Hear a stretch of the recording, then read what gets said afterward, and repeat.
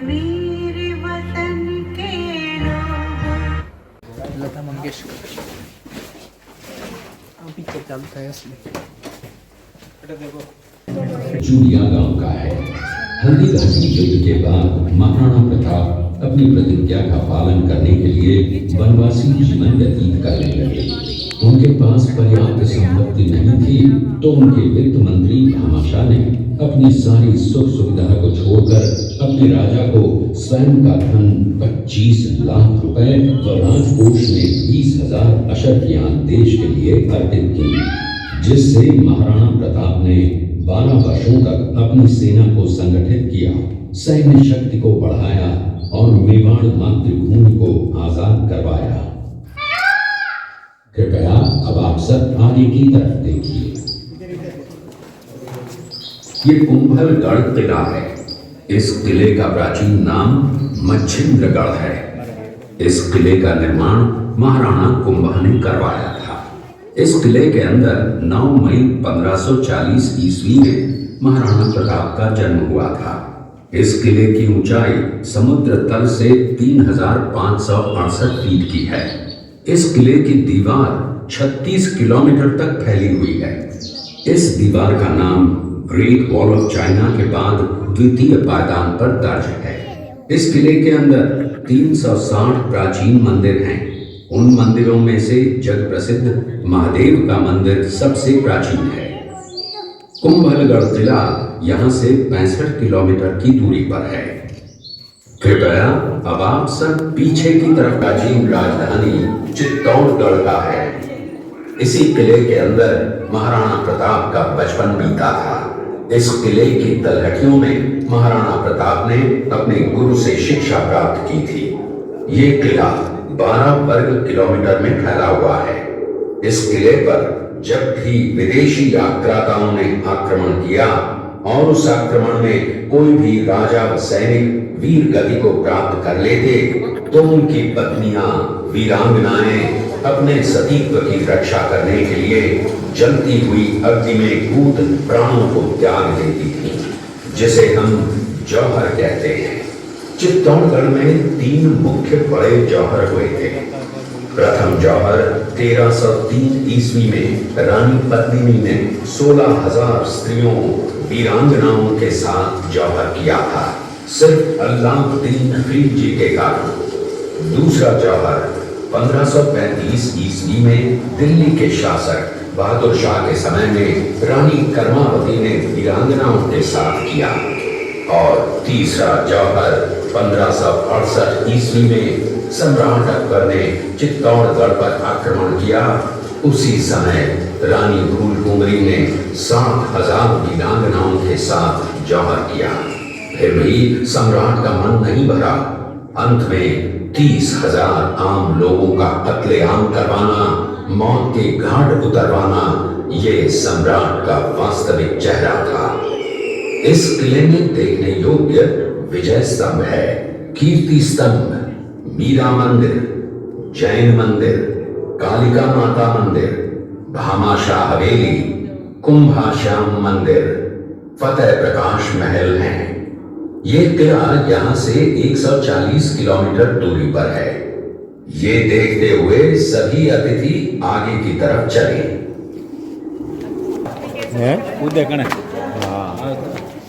शेरपुर गांव का दृश्य है। अब्दुल रहीम खान खाना अजमेर का सूबेदार था। जब वो शेरपुर पहुंचा तब इसका पता कुंवर अमर सिंह को चला, जो महाराणा प्रताप के पुत्र थे। अमर सिंह ने शेरपुर छावनी पर अचानक आक्रमण कर दिया। उस आक्रमण में मुगल सेना में भगदड़ मच गई। मुगल सेना को अपनी छावनियों को छोड़कर भागना पड़ा। छावनियों के अंदर से लूटा हुआ माल व अब्दुल रहीम खान खाना, जिसकी बेगम आनी खान को बंदी बनाकर महाराणा प्रताप के सामने पेश किया गया। तब अमर सिंह पर महाराणा प्रताप क्रोधित हुए और कहा, जहां से इस नारी को बंदी बनाकर लाए हो, इसे पुनः ससम्मान लौटा कर आओ। महाराणा प्रताप ने कहा, हमें नारी से कोई दुश्मनी नहीं है, हमें तो देश विद्रोहियों से दुश्मनी है, जिन्होंने चारों तरफ आतंक फैलाया है।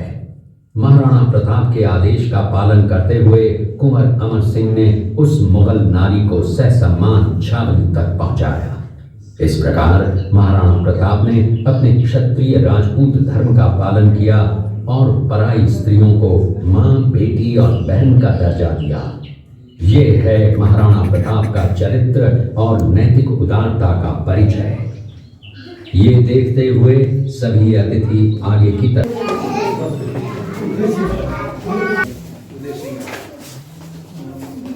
आप लोगों ने चित्तौड़गढ़ का दृश्य देखा। उसी किले के अंदर की ये घटना है। मेवाड़ की एक ऐसी मां थी जिसने अपने पुत्र का बलिदान देकर राजवंश की रक्षा की थी। उस मां का नाम पन्नाधाय था। पन्नाधाय जाति से गुर्जर थी। वो एक राजकुमार की धाई मां थी। दूसरी तरफ हाथ में तलवार लिए खड़ा ये बनवीर सिंह एक दासी पुत्र है। ये कुंवर उदय सिंह की हत्या करके मेवाड़ की राजगद्दी प्राप्त करना चाहता था। एक रात्रि बनवीर सिंह को मौका मिला।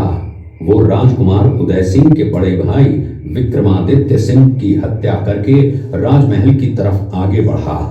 इसकी सूचना पन्नाधाय को लग गई। कुछ समय तक पन्नाधाय चिंतित हुई।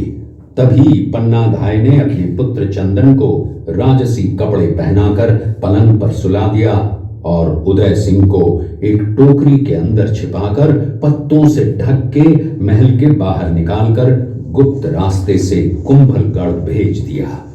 बनवीर सिंह जब तलवार लेकर राजकक्ष में आया तो उसने पन्नाधाय से कड़क आवाज में उदय सिंह के लिए पूछा तो पन्नाधाय ने चंदन की तरफ इशारा किया।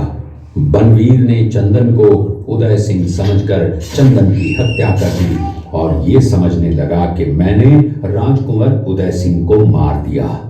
वही राजकुंवर बड़े होकर राजा बने और अपने नाम का उदयपुर नगर बसाया जो यहाँ से 40 किलोमीटर दूर है। और उन्हीं के पुत्र महाराणा प्रताप हुए जिन्होंने हल्दी घाटी का युद्ध लड़ा और आज हम लोग उनका इतिहास यहाँ पर देख रहे हैं। ये देखते हुए सभी अतिथि आगे। तो सब बढ़िया है। देखो यहाँ देखो वहाँ का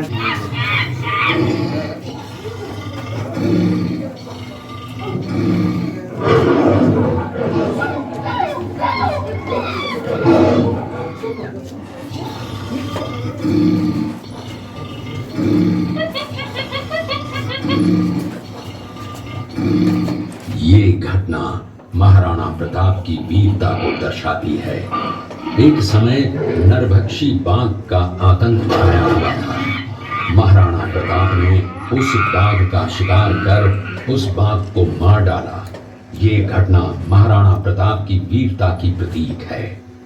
कृपया अब आप सब पीछे की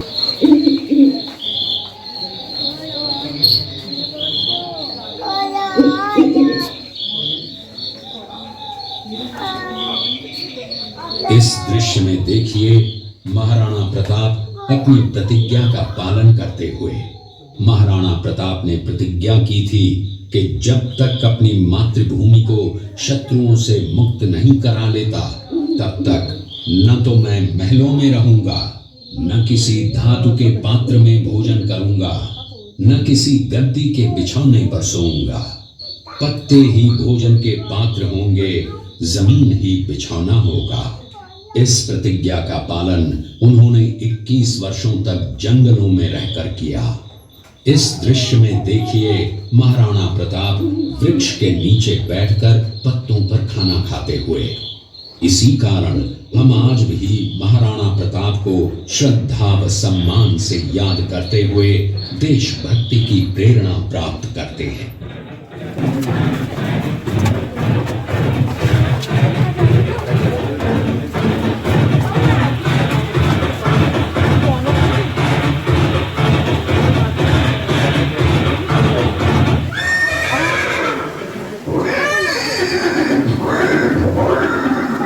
ये दृश्य महाराणा प्रताप और सुविख्यात स्वामी भक्त घोड़े चेतक के अंतिम मिलन का है। हल्दी घाटी युद्ध के बाद चेतक घोड़े ने 22 फीट के एक बरसाती नाले को पार किया। ये उसी समय का दृश्य है। पास में खड़े महाराणा प्रताप के छोटे भाई शक्ति सिंह हैं, जो पहले मुगल सेना में थे। बाद में वो महाराणा प्रताप की तरफ आए, माफी मांगी और अपना घोड़ा महाराणा प्रताप को दिया। ये देखते हुए सभी अतिथि आगे की तरफ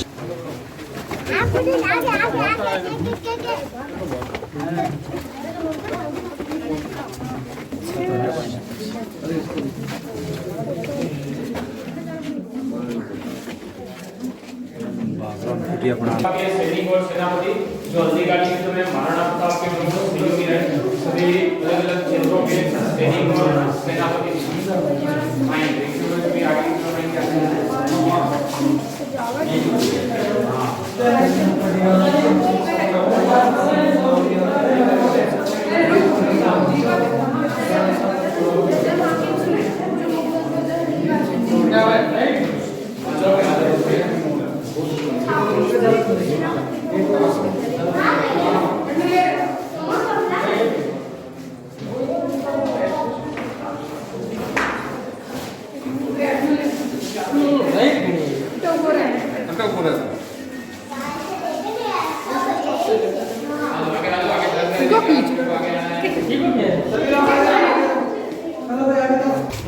चालू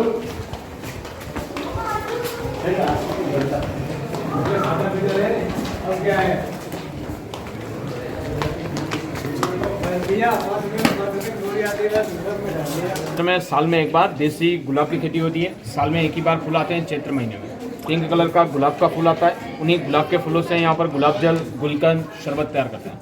गुलाब जल आंखों में डालने, मिठाई, मेकअप, पूजा में गुलाब जल काम में लेते हैं। गुलकंद बनाया जाता है जो पेट की गर्मी, गैस, कब्ज, एसिडिटी, पेट की ठंडक के लिए गुलकंद खाया जाता है। गुलाब की नेचुरल पत्तियों से गुलाब का शरबत बनाया जाता है।